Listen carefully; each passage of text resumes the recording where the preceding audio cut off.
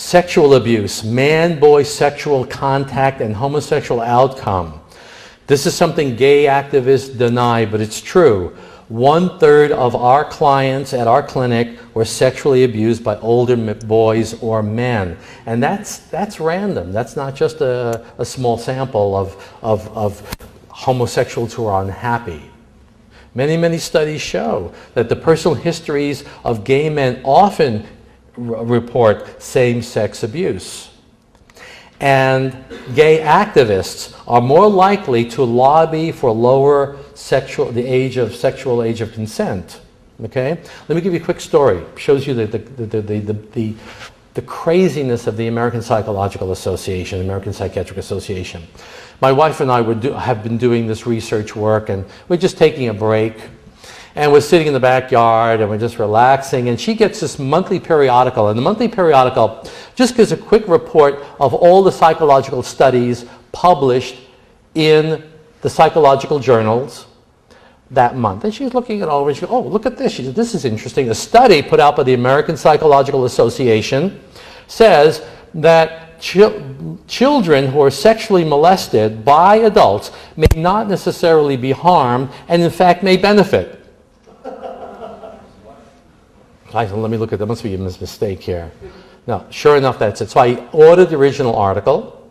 I read it over. It's junk science. Junk science. I can see it at a glance. Okay.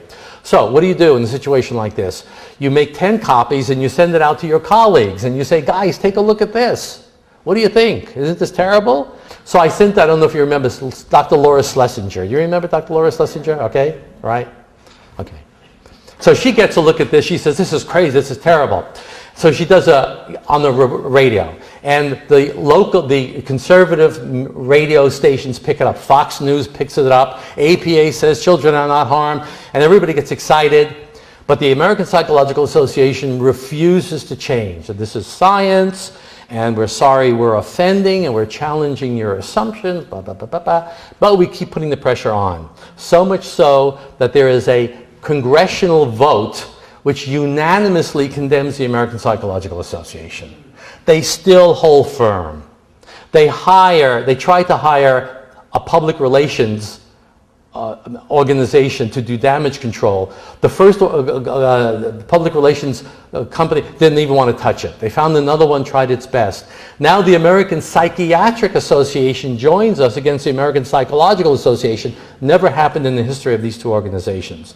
We put pressure, pressure, pressure. Suddenly they changed. They changed. They said, yeah, you're right. Yeah, it wasn't good.